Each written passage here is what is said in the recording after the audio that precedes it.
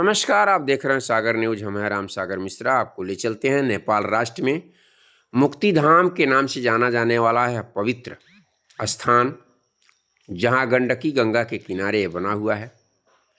स्थान भी वहीं है।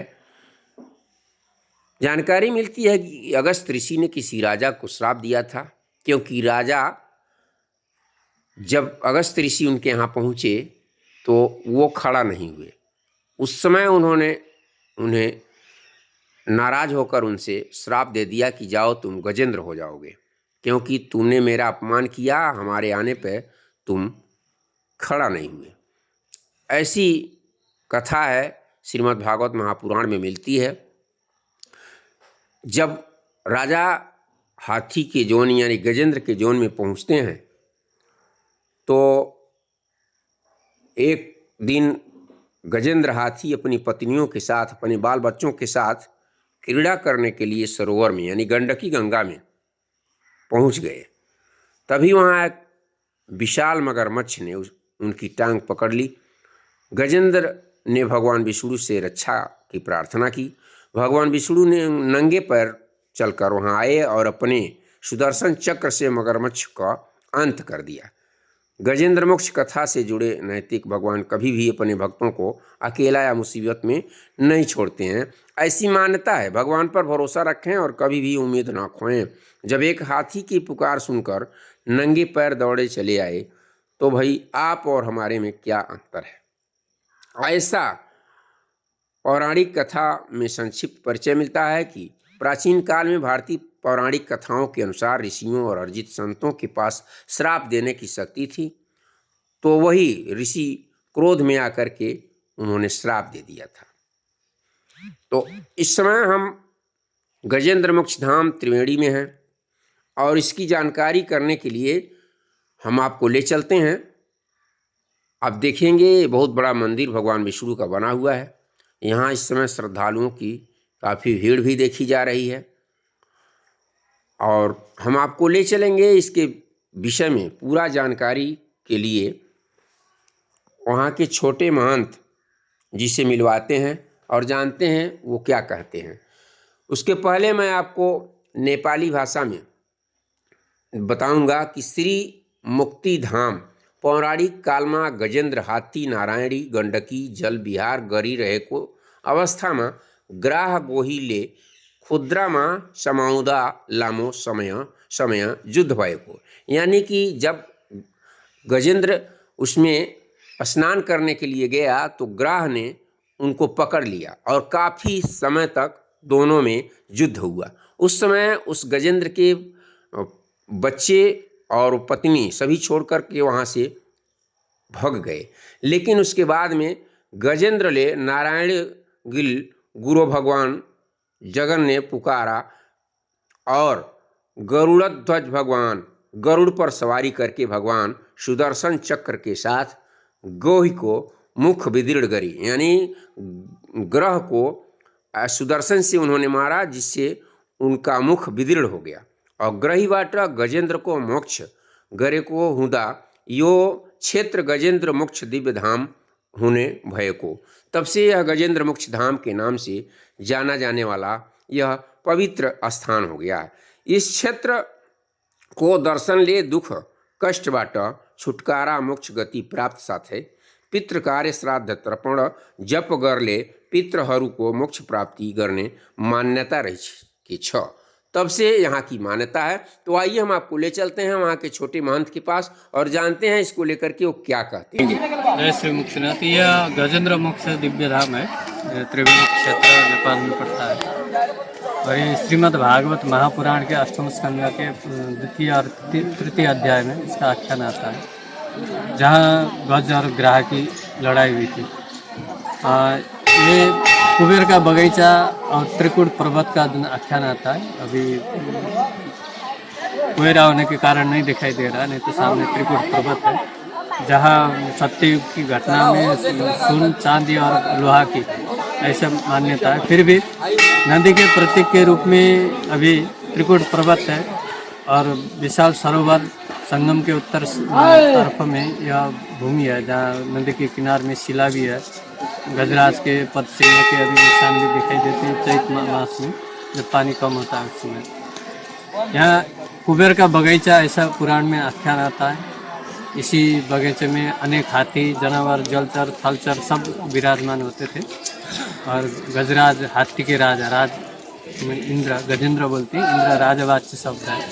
हाथी का जो राजा था वो अपने हथनियों सहित अपने सब परिवार के साथ, झुंड के साथ पानी पीने नदी में आया। तो एक दिन जो है ग्राह मगरमच्छ ने पकड़ लिया। दोनों में काफ़ी समय तक युद्ध चला और हथनी और अपने साथी सब सूंड में सूंड मिला के खींचने के बाद भी वो उद्धार नहीं हो पाया।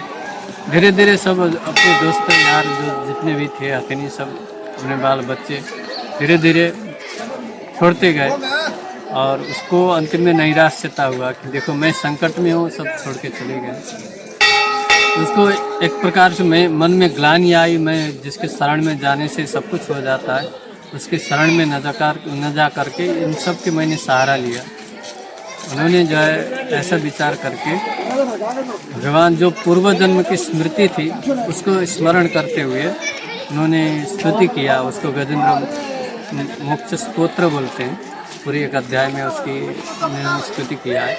स्तुति में किसी का नाम नहीं लिया पहले तो, जो अनंत ब्रह्मांड को बनाने वाले हैं और जो संरक्षण करने वाले हैं और संहार करने वाले हैं, ऐसे परमात्मा आके हमारी रक्षा करें।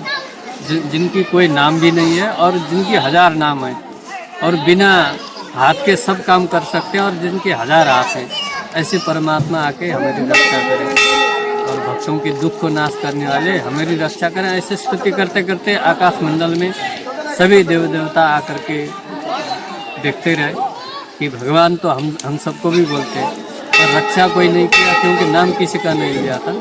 अंतिम में नारायण अखिल गुरु भगवान नमस्ते कहा करके, हे नारायण हे अखिल गुरु, भगवान आके हमारी रक्षा करें, ऐसा प्रार्थना करने पर भगवान तुम आदि नाम पधारो, ऐसा आदि नाम लेते ही भगवान आए और इतना जल्दी में आए कि भगवान ने सुदर्शन चक्र छोड़ा। मुक्तिनाथ भगवान ने तो जो जिन शिलाओं में सुदर्शन जी का स्पर्श हुआ वो शिला चक्रांकित हुआ, ऐसा पुराणों में, वराह पुराण में ऐसा उल्लेख भी आता है। और उसी में शालिग्राम भगवान में चक्र मिलता है। वो सुदर्शन चक्र के जो बाहर वाले घर्षण में चक्र दिखाई देते हैं, घर्षण के चक्र, वो सुदर्शन चक्र के स्पर्श से हुआ है। और ग्राह का मगरमच्छ का मुंह वितरण करके गजेंद्र को मोक्ष करने से यह गजेंद्र मोक्ष से भूमि है। यहाँ भगवान आर्तत्राण बन करके बहुत संकट में रहा, गजेंद्र को जो है उद्धार किया। और गजेंद्र की पूर्व जन्म की कहानी भी है कि वो इंद्रद्युम्न नाम करके राजा थे, मलयाचल पर्वत में वो तपस्या कर रहे थे, शालिग्राम भगवान की सेवा में थे। अगस्त ऋषि पहुंचने के बाद उन्होंने जो है उठ करके स्वागत नहीं किया। ऋषि को थोड़ा आया कि देखो इसको अहंकार है राजा होने के, तपस्वी बनने का, ये तो इसमें जो है जो गुण होना चाहिए भक्त में वो नहीं दिखाई दे रहा है। ऐसा कहा कि जो है तुम्हारी जो आचरण है वो पशु के समान है, जाओ हाथी बनो, हाथी की तरह एकदम बैठे हो।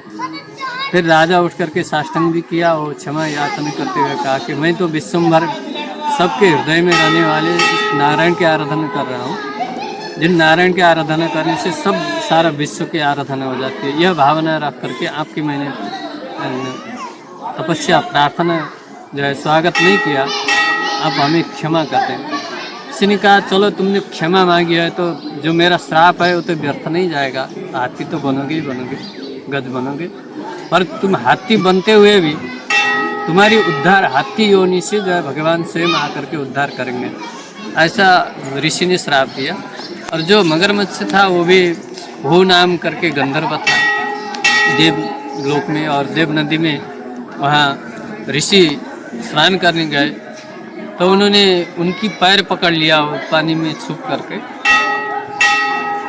तो ऋषि ने उनको भी श्राप दिया कि तुम मगरमच्छ की तरह आचरण है, जा तुमको मगरमच्छ बना। ऐसा उन्होंने जब मगरमच्छ को बनने का श्राप दिया तो उसने भी कहा कि मैं इतना भी ना करूं, तो फिर थोड़ा हमारी जो कला है या देवताओं को हंसाने की, मजाक करने की, तो फिर मेरा कार्य कैसे संपन्न होगा। इतनी छोटी गलती में आपने इतना बड़ा जो है श्राप दे दिया, क्षमा करें। तो ऋषि ने कहा कि चलो तुमने क्षमा मांगी है, मगरमच्छ बनोगे और उस योनि से जो है भगवान के हाथ के द्वारा तुम्हारे उद्धार हो। इसलिए गज और ग्राह दोनों को पूर्व जन्म का श्राप भी था। उसी श्राप के कारण इसी नदी में, गंडक में और आकर के जो है दोनों रह रहे थे। भगवान को निमित्त बनना था और ये भूमि को पावन करना था और लोगों को दिखाना भी था कि चलो एक पशु होकर के भी प्रार्थना करने पर तुम्हारी उद्धार कल्याण हो सकती है। तो मनुष्य होकर के यदि थोड़ा भी भगवान में अपना चित्त लगाए, मन लगाए, तो उसका अवश्य में कल्याण उद्धार होगा। और इसको मोक्ष भूमि भी कहा जाता है। और चक्र नदी भी है, गंडक है, जहाँ भगवान विश्व में केवल गंडक में ही मिलते हैं शालिग्राम स्वरूप में। विश्व में जितने भी मठ मंदिर हैं, देवालय हैं, उन सभी मठों में शालिग्राम भगवान को ही स्थापित किया जाता है। वो शालिग्राम प्रवाहिनी है। और मुक्तिनाथ भगवान के विराट स्वरूप में दामोदर कुंड से, दामोदर गिरी से, मुक्तिनाथ हिमालय से लेकर के यहाँ से 8 कोस पर्यंत शालिग्राम भगवान प्राप्त होते। इसलिए यहाँ इस क्षेत्र को जो है भगवान मुक्तिनाथ के चरण क्षेत्र माना जाता है। चरण क्षेत्र होने के कारण ही जो लक्ष्मी स्वरूप सीता माता है, ये इस पार में जो है वाल्मीकि आश्रम है, और सीता माता भगवान के चरण में ही ली गई है। ऐसा शास्त्रों का और ऋषियों का मत है। महाराज जी, ये पीछे जो आपके मंदिर बने हुए हैं, इसमें किनका जो है मूर्ति? भगवान गजेंद्र मोक्ष नारायण भगवान की मूर्ति स्थापना है, क्योंकि उन्होंने जिन भगवान के जो यहाँ अवतार हुए थे, ये हमारे महाराज जी मुक्तिनाथ पीठाधीश्वर स्वामी कमलनाथाचार्य। पहले छोटा मंदिर था और स्थान तो प्राचीन था, ऋषि कुछ साधु संत महात्मा लोग रहते थे। 20 साल से ये महाराज जी ने इसका जो है विकास में लगे। और ये मंदिर, आपके यहाँ ये बच्चों का विद्यालय भी चलता है संस्कृत? ये आश्रम है। आश्रम का मतलब होता है पंचशाला अनिवार्य होता है। जहाँ गौशाला हो, जहाँ पाठशाला हो, जहाँ यज्ञशाला हो, जहाँ पाकशाला हो, जहाँ पाठशाला हो, ये सब पंचशाला यहाँ अभी हैं।